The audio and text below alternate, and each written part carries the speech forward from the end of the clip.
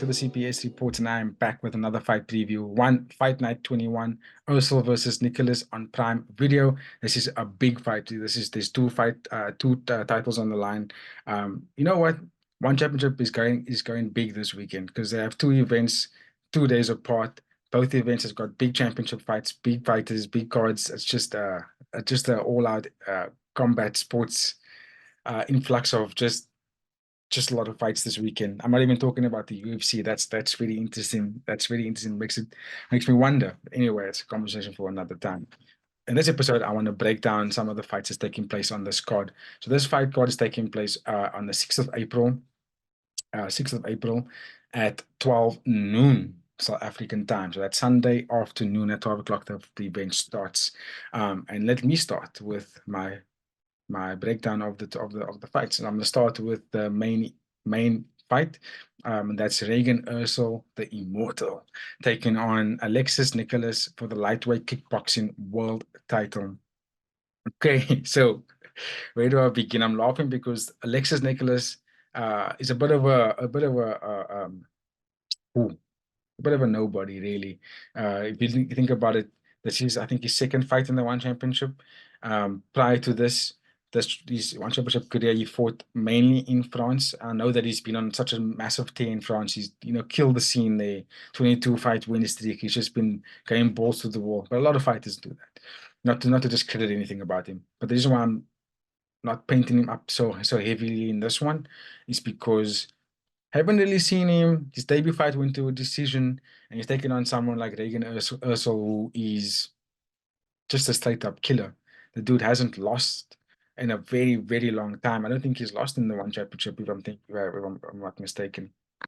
And he beat every single person. Yeah, he's beat every single fighter he's been up against, taking on fighters that was like the what do you call it, the One Championship prize fighters. These are the guys we pulled up to take on Regian, and Regian just like annihilates people. He just like finishes them every single fight. He just finishes people. So it's not very often that he goes to decision.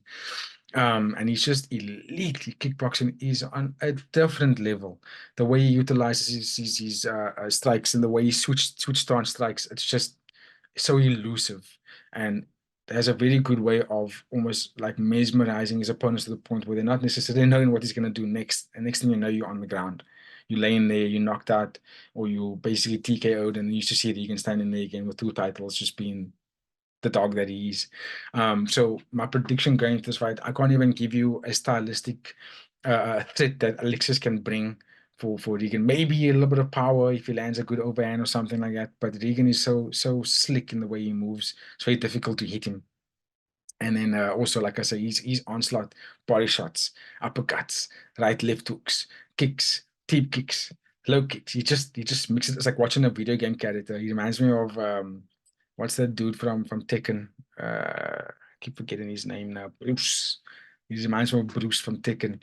But anyway, if I'm gonna give a prediction for this fight, I think Regian Eersel, yeah, I think he gets it done in the second round. Second or third round, he gets the fight done. Either TKO or knockout for sure. He's just far more of the superior fighter going into that fight. Now let's move it on because this card's full of a lot of fighters, a lot of good fights. So I want to move it on to the co-main event. It's a welterweight submission world title fight between Ruotolo and Izaak Michell. Now I've never seen Izaak before. Yeah, he's Australian. I'm not sure if he's a jiu-jitsu champion. I haven't seen him on the world scene really. I guess he is a champion, but this looks to be his first fight in the One Championship. And to go up against Tai, who is got the youth on his side, he's got the power, he's got the length, he's got the understanding, he's got the skill set, he's just got the mindset. He's in the right space in his life right now. Looks to be one of those kind of guys that's unbeatable. But nobody's unbeatable. We know that. So is this going to be the time where Tai loses for the first time? Touch wood. Maybe it doesn't happen. I hope it doesn't happen. I really want to see him fight against his brother. Really, it would be a very, very nice fight to watch. Not because I want to put brothers together, just because they're both such high level jiu-jitsu practitioners. It would make for a spectacle to watch. So going into this fight, hard to say. I can only really go off Tai because I've only really watched Tai fight more so than any of the other grapplers that's in this competition. We know what Tai does. He's just so creative that even fighters like Gary Tonin doesn't know how to go up against him or not sure how to get victories. It's just difficult to fight against Tai. So my prediction going to this fight, it just takes one catch for Tai to secure a fight. Whether he actually gets the submission completely or some fighter gets out of it, him, Tai, Ruotolo, and Kade have a very good understanding on how to see out fights, how to see out grappling fights. So that means if they know that all they need to do is just get one or two catches, they will do it, and then there's the fighter will just maintain the opponent, suffocate them from creating their offense, and then maintain him on the ground, and then just seeing out the 10 minutes. So that obviously based on that synopsis, you can really tell that I'm leaning towards Tai Ruotolo to get the victory here. It's just very difficult to see him lose at this moment in time. Not saying he's going to stay undefeated forever. There's always someone that can beat you. But right now, it's very difficult to see someone beating Tai in the welterweight division. So let's see what happens there. Then moving down the list, I'm going down the list here. The featured fight before that fight, Suablack taking on Vladimir Kuzmin. These are two high level Muay Thai practitioners in the bantamweight division. This is going to be one of those. Every strike's going to be wow, wow. The fans are going to go crazy. It's just going to be barn burner of a matchup. So I'm not going to still break down the keys to victory because both fighters are very much the same. They come into the cage and or into the ring and they just end up or they just end up like throwing this heavy consistent onslaught of elbows, knees, and they do it so consistently, and they both actually got the same height and obviously in the same weight, so it's going to be fairly even. It just comes down to who lands the first bigger shot is going to win the fight, really, if you really think about it. And then going down the list, there's another fight that's taking place between Jacob Smith and Denis Puric. I haven't really seen Denis, but Jacob Smith, we've seen fight before. I mean, he fought my man Rotang. Was a bit of a bloody mess for him, but he went up against Rodang. And if you go up against Rodang, and you survive the fight, even if you lose, but you survive the fight, you learn something, you take something back. And I think Jacob Smith might be the one that's going to be the victory here. And then also, lastly, I want to touch base on Kade Ruotolo taking on Francisco Lowe. Francisco Lowe. And also Francisco is another guy who hasn't fought in the one championship division before and taking on someone like Kade Ruotolo. Kade Ruotolo is not necessarily a champ just yet, but he's almost there. This is a catchweight fight at 180 pounds. Also grappling submission fight. Don't know much about Francisco. He looks like he's hungry for this fight. He looks like he's amped. He looks like he wants to take it down.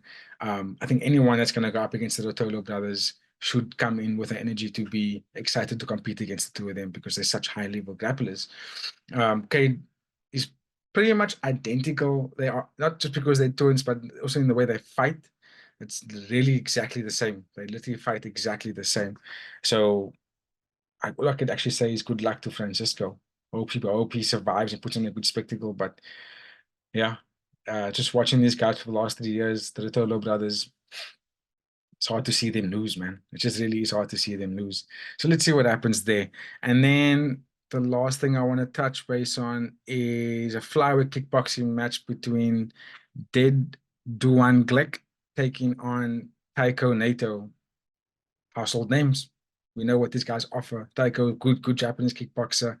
The only thing I would say that Taiko that doesn't necessarily work in his favor is that he doesn't actually have a lot of punching power. He doesn't have ability to knock people out, and he also sticks to a very basic, like a very not necessarily, sorry, let me take it back. Not very basic, but he sticks to a set list of combos that he uses at the time. It's usually 1-2, then he ends with a low kick, or 1-2 body low kick, or then he push kicks and a hook, push kick and a hook, and that's what he does all the time. He recycles through those combos quite consistently through the fight, and I feel like a lot of the Muay Thai fighters get to read that, and once they figure it out, it's game. It's curtains for him.